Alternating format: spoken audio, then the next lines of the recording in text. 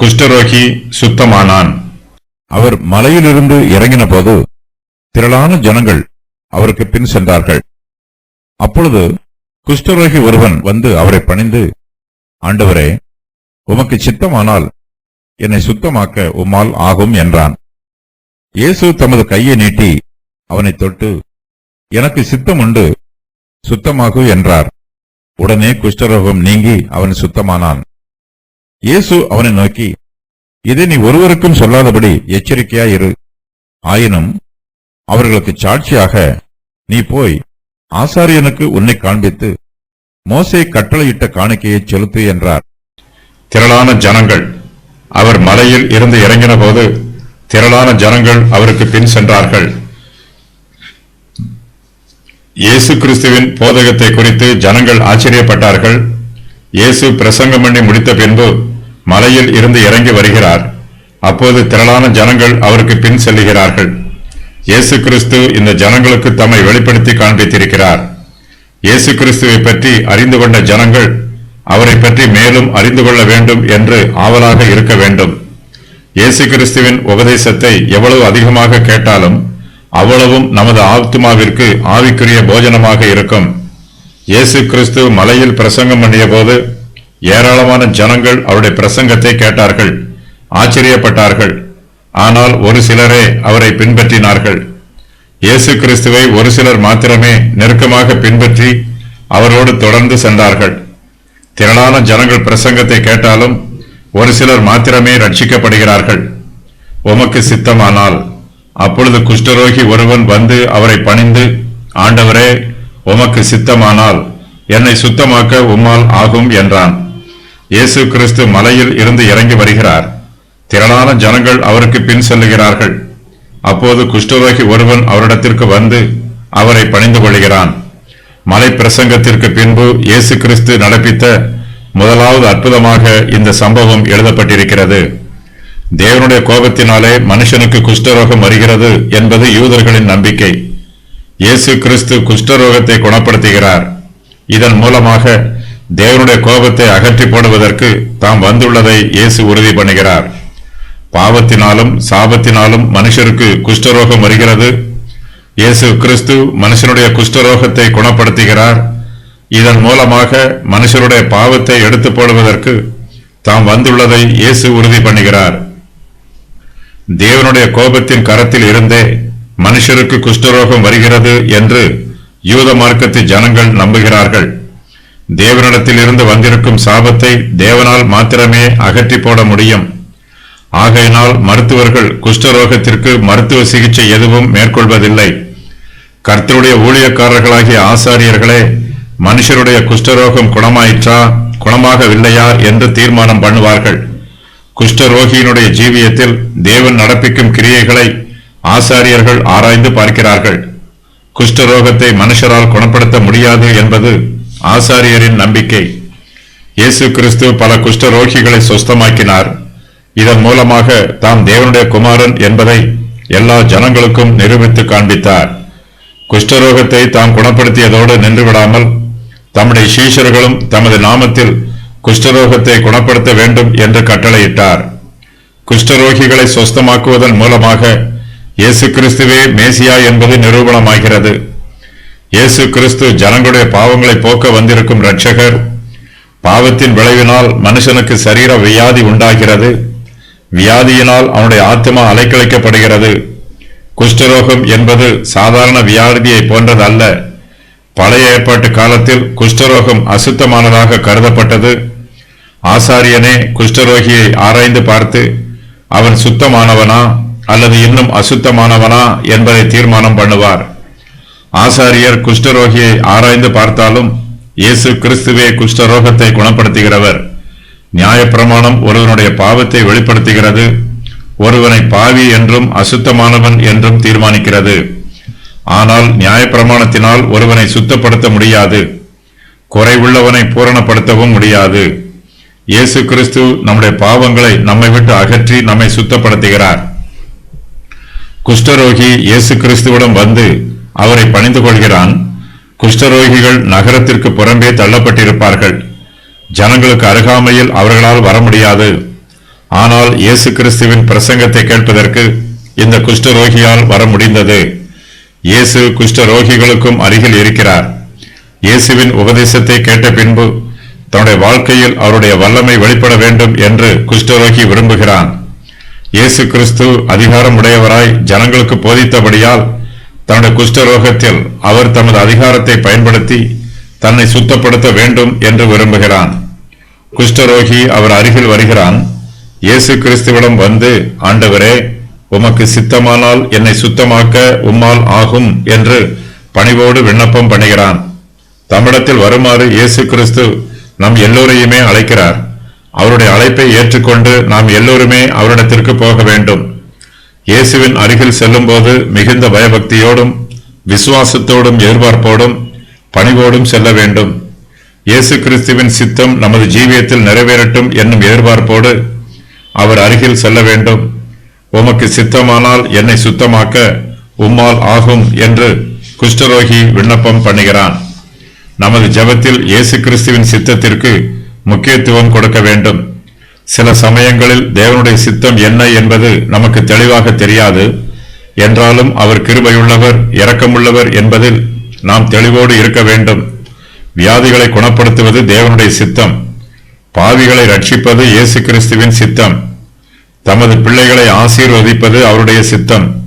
ஆகையினால் நாம் வியாதியோடு இருக்கும்போது நம்மை குணப்படுத்துவது தேவனுடைய சித்தம் என்பதை தெளிவாக தெரிந்து கொண்டு உமது சித்தம் நிறைவேறுவதாக என்று விசுவாசத்தோடு ஜெபிக்க வேண்டும்.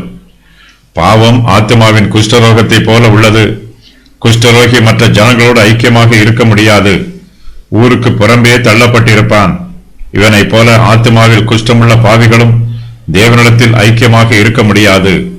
ஆகையினால் பாவம் என்னும் ஆத்மாவின் குஷ்டமானது குணமாக்கப்பட வேண்டும். நமது ஆத்மா சுத்தமடைய வேண்டும். இயேசு கிறிஸ்துவே நமது பரம வைத்தியராக இருக்கிறார்.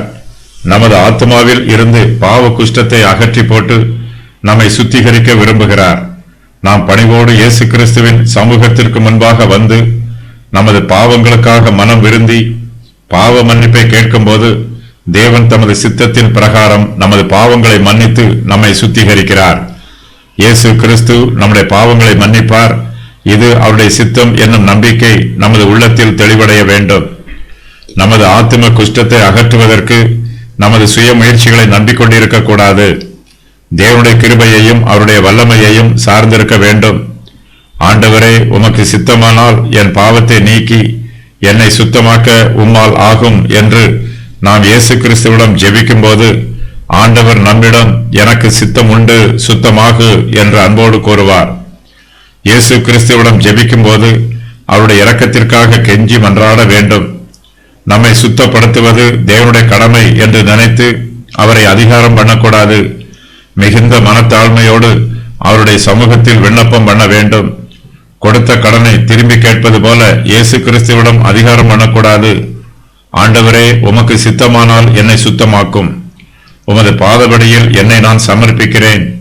நான் அழிந்து போனாலும் உமது பாதபடியிலேயே அழிந்து போக எனக்கு கிருபை தாரும் என்று தேவனிடம் பணிவோடு விண்ணப்பம் பண்ண வேண்டும். புதிய ஏற்பாட்டில் 367 இடங்களில் இயேசு ஆண்டவர் என்று அழைக்கப்படுகிறார். சுவிசேஷங்களில் 133 அப்போஸ்தலருடைய நடபடிகள் புஸ்தகத்தில் 84 இடங்களிலும் மற்ற புஸ்தகங்களில் 150 இடங்களிலும் இயேசு ஆண்டவர் என்று அழைக்கப்படுகிறார். இயேசு தம்மை ஆண்டவர் என்று அழைத்தார். தீர்க்கதரிசிகள் இயேசுவை ஆண்டவர் என்று கூறினார்கள். தூதர்கள் இயேசுவை ஆண்டவர் என்று அழைத்தார்கள். பரிசுத்த ஆவியானவரும் கர்த்தரும் இயேசுவை ஆண்டவர் என்று அழைத்தார்கள். கர்த்தரும் ஆண்டவரும் அருகில் உட்கார்ந்திருப்பதாக நாம் வாசிக்கிறோம். நோயாளிகளை குணப்படுத்துவது கர்த்தருடைய சித்தம். ஒரு காரியம் கர்த்தருக்கு சித்தமானது என்று தெளிவாக தெரிந்த பின்பும் ஆண்டவரிடம், கர்த்தாவே, இந்த காரியம் உமக்கு சித்தமானதா என்று கேள்வி கேட்டுக் கொண்டிருக்க கூடாது. சந்தேகம் நமது ஜெபத்திற்கு பதில் கிடைப்பதை தடை செய்துவிடும். தேவனிடத்தில் நம்பிக்கை வைப்பவர்கள் எல்லோருமே தேவனாலே எல்லாம் கூடும் என்று விசுவாசிக்கிறார்கள். ஆனால் ஒரு சிலர் மட்டுமே தேவன் கிரியை செய்வார் என்று எதிர்பார்க்கிறார்கள். கர்த்தருக்கு சித்தமான காரியங்களை தமது பிள்ளைகள் பெற்றுக்கொள்ள வேண்டும் என்பது தேவனுடைய சித்தம். எனக்கு சித்தம் உண்டு, இயேசு தமது கையை நீட்டி அவனை தொட்டு, எனக்கு சுத்தம் உண்டு, சுத்தமாகு என்றார். உடனே குஷ்டரோகம் நீங்கி அவன் சுத்தமானான். குஷ்டரோகம் அசுத்தமானது. குஷ்டரோகிக்கு அருகில் யாரும் செல்ல மாட்டார்கள். தங்களுக்கு அருகில் வருவதற்கு குஷ்டரோகியை அனுமதிக்கவும் மாட்டார்கள். குஷ்டரோகி அருகில் வந்தால் அவனை தொடவே மாட்டார்கள். ஆனால் இயேசு கிறிஸ்துவோ தமது கையை நீட்டி அவனை தொடுகிறார். பழைய ஏற்பாட்டு பிரமாணத்தின்படி குஷ்டரோகியை தொடுவதும் அசுத்தமானதாக கருதப்பட்டது. ஆனால் இயேசு கிறிஸ்துவோ பாவிகளோடு பேசுகிறார், குஷ்டரோகியை தொடுகிறார். குஷ்டரோகியை தொடுவதினால் அவர்களுடைய குஷ்டரோகம் இயேசு கிறிஸ்துவின் மீது தொற்றிக்கொள்வதில்லை. இயேசு கிறிஸ்து குஷ்டரோகியை தொட்டு தமது வல்லமையை வெளிப்படுத்தி அவனை சுத்தப்படுத்துகிறார். ஆண்டவரே, உமக்கு சித்தமானால் என்னை சுத்தமாக்க உம்மால் ஆகும் என்று குஷ்டரோகி இயேசு கிறிஸ்துவிடம் பணிவோடு விண்ணப்பம் பண்ணினான். இயேசு கிறிஸ்து தமது கையை நீட்டி அவனை தொட்டு, எனக்கு சித்தம் உண்டு, சுத்தமாகு என்று கூறுகிறார். இயேசு கிறிஸ்துவின் வார்த்தை கிருபையுள்ளது, வல்லமையுள்ளது. மருத்துவர்கள் குஷ்டரோகிகளுக்கு மருத்துவ சிகிச்சை அளிப்பது போல இயேசு கிறிஸ்து எந்த சிகிச்சை முறையையும் கையாளவில்லை. சுத்தமாகு என்று தமது வார்த்தையை அறிவிக்கிறார். அவருடைய வார்த்தை குஷ்டரோகியை குணப்படுத்திற்று. இயேசு கிறிஸ்துவின் வார்த்தை கிருபையுள்ளது, உமது சித்தமானால் என்று கேட்ட குஷ்டரோகியிடம் எனக்கு சித்தம் உண்டு என்று இயேசு கிருபையாகவும் அன்பாகவும் பேசுகிறார். என்னை சுத்தமாக்க உம்மால் ஆகும் என்ற விசுவாசத்தோடு சொன்ன குஷ்டரோகியிடம் சுத்தமாகு என்று அன்போடு கூறுகிறார். குஷ்டரோகிக்கு உதவி புரிய விரும்புவதை தமது வார்த்தையினால் வெளிப்படுத்துகிறார். இயேசு கிறிஸ்துவின் வார்த்தை ஆறுதலான வார்த்தை மாத்திரமல்ல, அது அதிகாரமுள்ள வார்த்தை, குணப்படுத்தும் வார்த்தை, அற்புதங்களை செய்யும் வார்த்தை. நமது பரம வைத்தியராகிய இயேசு கிறிஸ்துவை நாம் எங்கும் தேடி போக வேண்டியதில்லை. அவர் நமக்கு அருகிலேயே இருக்கிறார். நாம் கூப்பிடும் தூரத்திற்கு அருகில் இருப்பவர்தான் இயேசு. நாம் எந்த இடத்தில் இருந்து பேசினாலும் நமது வார்த்தைகளை பரிவோடு கேட்கிறார். வைத்தியம் பார்ப்பதற்கு நமது பரம வைத்தியர் யாரிடமும் பணம் கேட்பதில்லை. அவர் இலவசமாகவே நம்மை குணப்படுத்துகிறார். நம்மை குணப்படுத்தும் போது அவருக்கு நாம் பெரிய வெகுமதி எதையும் கொடுக்க வேண்டும் என்று அவர் எதிர்பார்ப்பதில்லை. அவர் இலவசமாகவே நம்மை குணப்படுத்துகிறார். பாவிகளை ரட்சிப்பது இயேசு கிறிஸ்துவின் சித்தம். அதுபோல வியாதிகளை குணப்படுத்துவதும் அவருடைய சித்தமாக இருக்கிறது. அவரால் கூடாத காரியம் ஒன்றுமில்லை. குஷ்டரோகியை பார்த்து சுத்தமாகு என்று இயேசு ஒரு வார்த்தை மாத்திரமே சொன்னார். அந்த வார்த்தை பரலோகத்தின் அதிகாரத்தோடு கூடிய வார்த்தையாகும். இயேசுவின் வார்த்தையில் வல்லமை உள்ளது, கிருபை உள்ளது, அதிகாரம் உள்ளது. இயேசு கிறிஸ்து ஒரு வார்த்தையை கூறியதன் மூலமாக குஷ்டரோகத்தையே குணப்படுத்தி விடுகிறார். தம்மிடத்தில் வருகிற யாரையும் இயேசு புறம்பே தள்ளி விடுவதில்லை. உமக்கு சித்தமானால் என்று கேட்ட குஷ்டரோகியிடம் எனக்கு சித்தம் உண்டு என்று ஆறுதலாக கூறுகிறார். இயேசு கிறிஸ்து நமது விண்ணப்பங்களுக்கு பதில் கொடுக்கிற தேவன். நமது தேவைகளை அறிந்து நமக்கு உதவி புரிகிற தேவன். இயேசு கிறிஸ்து தமது கையை நீட்டி குஷ்டரோகியை தொட்டு எனக்கு சுத்தம் உண்டு, சுத்தமாகு என்று கூறின உடனே குஷ்டரோகம் நீங்கி அவன் சுத்தமானான். பொதுவாக வைத்தியர்கள் வியாதிகளுக்கு மருந்து கொடுத்து சிறிது சிறிதாக குணப்படுத்துவார்கள். ஆனால் பரம வைத்தியரின் வைத்திய சிகிச்சை வித்தியாசமாக இருக்கிறது. அவர் சொன்ன உடனேயே ஆயிற்று. வெளிச்சம் உண்டாக கடவுது என்று சொன்ன உடனேயே வெளிச்சம் உண்டாயிற்று. சுத்தமாகு என்று சொன்ன உடனேயே குஷ்டரோகி சுத்தமானான். இயேசு பேசுகிறார். உடனே அவருடைய வார்த்தை நிறைவேறிற்று. தம்மை நம்பி தம்மிடத்தில் வருகிற யாரையும் இயேசு கிறிஸ்து புறம்பே தள்ளுவதில்லை. எனக்கு சித்தமில்லை, உன்னை சொஸ்தமாக்க மாட்டேன் என்று இயேசு யாரிடமும் கூறவில்லை. உடனே குஷ்டரோகம் நீங்கி அவன் சுத்தமானான். இயேசு கிறிஸ்து சொஸ்தமாக்கும் போது அந்த சுகமாதல் உடனடியாக நடைபெறுகிறது. சிறிது சிறிதாக வியாதியஸ்தர்கள் சொஸ்தமானார்கள் என்று வேதத்தில் எங்கும் கூறப்படவில்லை. யோவான் 4:52, மார்க்கு 8:23 முதல் 25 ஆகிய வசனங்களை ஒரு சிலர் எடுத்துக்காட்டாக கூறி சில சமயங்களில் சொஸ்தமாதல் உடனடியாக நடைபெறாது என்று தேவையில்லாத விவாதம் பண்ணுகிறார்கள். இந்த இடங்களில் கூட வியாதியஸ்தர்கள் 1 மணி நேரத்திற்குள் குணமானார்கள். ஆசாரியனுக்கு உன்னை காண்பி. இயேசு அவனை நோக்கி, இதை நீ ஒருவருக்கும் சொல்லாதபடி எச்சரிக்கையாயிரு. ஆயினும் அவர்களுக்கு சாட்சியாக நீ போய் ஆசாரியனுக்கு உன்னை காண்பித்து மோசே கட்டளையிட்ட காணிக்கையை செலுத்து என்றார். குஷ்டரோகி சுத்தமாக்கப்பட்ட பின்பு இயேசு கிறிஸ்து அவனுக்கு மேலும் 2 கட்டளைகளை கொடுக்கிறார். தான் சுத்தமானதை அவன் ஒருவருக்கும் சொல்லாதபடி எச்சரிக்கையாய் இருக்க வேண்டும். அதே வேளையில் அவர்களுக்கு சாட்சியாக ஆசாரியனுக்கு அவனை காண்பித்து மோசே கட்டளையிட்ட காணிக்கையை செலுத்த வேண்டும். ஆசாரியனுக்கு அவரை காண்பிக்கும் போது ஆசாரியன் இவனை சோதித்து பார்ப்பார். இவனிடத்தில் இப்போது குஷ்டரோகம் இல்லை என்று கண்டு இவனை சுத்தமானவன் என்று அறிவிப்பார். குஷ்டரோகி சுத்தமானான் என்பதற்கு இதுவே நியாயப்பிரமாணத்தின் பிரகாரம் கூறப்பட்டிருக்கும் வழிமுறையாகும். ஆசாரியனுக்கு காண்பித்து அவன் சுத்தமானதை உறுதி செய்யும் வரையிலும் இந்த மனுஷன் தான் சுத்தமானதை ஒருவருக்கும் சொல்லாதபடிக்கு எச்சரிக்கையாக இருக்க வேண்டும்.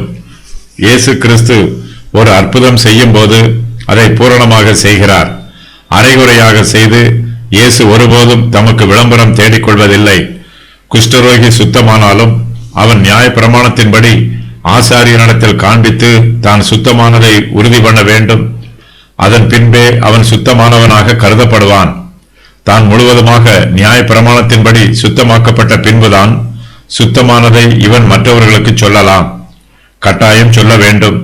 இயேசு நமக்கு செய்த நன்மைகளை பிறருக்கு சொல்லி அவரை மகிமைப்படுத்த வேண்டும். அவர்களுக்கு சாட்சியாக சுத்தமானவன் ஆசாரியனுக்கு தன்னை காண்பிக்க வேண்டும். குஷ்டரோகியினுடைய சுத்திகரிப்பின் நாளில் அவனுக்கு அடுத்த பிரமாணத்தின்படி அவன் ஆசாரியனிடத்தில் கொண்டு வரப்பட வேண்டும். நியாயப்பிரமாணம் கடைபிடிக்கப்படுவதில் இயேசு கிறிஸ்து மிகுந்த கவனத்தோடு இருக்கிறார். நியாயப்பிரமாணத்தை இயேசு மீறவில்லை. நியாயப்பிரமாணத்திற்கும் தேவனுடைய ஊழியத்தை செய்வதற்கு பிரதிஷ்டை பண்ணப்பட்ட ஆசாரியருக்கும் லேவியருக்கும் உரிய மரியாதையை இயேசு கிறிஸ்து தருகிறார். சகலமும் ஒழுங்கும் கிரமமுமாக நடக்க வேண்டும் என்பதில் இயேசு அக்கறை உள்ளவர். சுத்தமாக்கப்பட்டவன் மோசே கட்டளையிட்ட காணிக்கையையும் செலுத்த வேண்டும் என்று இயேசு கூறுகிறார். இந்த காணிக்கை தேவனுக்கு நன்றி சொல்லுவதற்கு ஓர் அடையாளமாகும். ஆசாரிய ஊழியம் செய்கிறவர்களுக்கு இந்த காணிக்கை பிரயோஜனமாக இருக்கும். ஆசாரியர்களுக்கு இயேசு கிறிஸ்துவின் அற்புதத்தை பற்றி சாட்சி கூறுவதாகவும் இருக்கும். பிரதான ஆசாரியரால் செய்ய முடியாததை கூட இயேசு கிறிஸ்து செய்கிறார் என்பதற்கு இந்த காணிக்கை அவர்களுக்கு சாட்சியாக இருக்கும். அவர்கள் இயேசு கிறிஸ்துவை மகா பிரதான ஆசாரியராக அங்கீகரிப்பார்கள். இயேசு கிறிஸ்துவின் வல்லமைக்கு இவன் காணிக்கை செலுத்துவது ஒரு சாட்சியாக இருக்கும். இந்த சாட்சியின் மூலமாக இயேசு கிறிஸ்துவின் நாமம் மகிமைப்படும். ஆசாரியர்கள் இந்த சாட்சியை கேட்டு அவர்களும் மற்றவர்களுக்கு இதை அறிவிக்க வேண்டும். அறிவிக்கவில்லை என்றால் இயேசு கிறிஸ்து செய்த அற்புதம் ஆசாரியர்களுக்கு அவமானமாக ஆகிவிடும். இதை நீ ஒருவருக்கும் சொல்லாதபடி எச்சரிக்கையாய் இரு என்று இயேசு கூறியதற்கு காரணங்கள். இயேசு தமது ஊழியத்தின் ஆரம்ப காலத்தில் அவசரப்பட்டு தமது கர்த்தத்துவத்தை வெளிப்படுத்தவும் நிரூபிக்கவும் விரும்பவில்லை. இதனால் ஏற்படும் வீண் விவாதங்களை ஆரம்பத்தில் தவிர்க்க விரும்பினார். தமது சீஷர்களிடம் கூட தமது கிரியைகளை பிறருக்கு அறிவிக்க வேண்டாம் என்று தடை பண்ணினார். தீர்க்கதரிசிகள் முற்குறித்த காரியங்களை இயேசு ஆரம்ப முதலே செய்து வந்தார். ஆனாலும் ஆரம்பத்தில் தமது கர்த்தத்துவத்தை வலியுறுத்தவில்லை. நியாயப்பிரமாணத்தை இயேசு கிறிஸ்து நிறைவேற்ற விரும்பினார். மோசே கட்டளையிட்ட பிரகாரம் ஜனங்கள் சாட்சி பகர வேண்டும் என்றும் இயேசு விரும்பினார். குஷ்டரோகிகள் தேவாலயத்திற்கு சுகமான பின்புதான் செல்ல முடியும். அங்குள்ள ஆசாரியர்கள் குஷ்டரோகிகள் குணமான விதத்தை அறிந்து கொள்வார்கள். இயேசு கிறிஸ்து மேசியா என்பது வார்த்தையினால் மட்டுமல்லாமல் குஷ்டரோகிகள் குணமான கிரியையினாலும் தெளிவாக விளங்கும். மேசியாவால் மட்டுமே குஷ்டரோகிகளை சொஸ்தமாக்க முடியும் என்று மார்க்க குருமார்கள் நம்பினார்கள். இயேசு பிரபல்யம் அடைவதை விரும்பவில்லை. தேவையற்ற விளம்பரத்தில் இயேசுவுக்கு பிரியமில்லை. ஜனங்கள் இயேசுவை ராஜாவாக்க வேண்டுமென்று விரும்பினார்கள். இயேசு வியாதியஸ்தர்களை சொஸ்தமாக்கின பின்பு இதை நீ ஒருவருக்கும் சொல்லாதபடி எச்சரிக்கையாய் இரு என்று பல வசனங்களில் கூறியபடி தமது ஊழியத்தின் பின்பகுதியில் யாரிடமும் கூறவில்லை. ஒரு வியாதியஸ்தன் பூரணமாக குணமடைந்த பின்பு தான் சொஸ்தமானதை குறித்து பிறரிடம் சாட்சி பகர வேண்டும். இந்த முன்மாதிரியை இயேசு கடைபிடிக்க விரும்பினார். ஒருவன் சொஸ்தம் அடையாமலேயே தான் சொஸ்தமடைந்து விட்டதாக சாட்சி கூறுவது சரியாக இராது.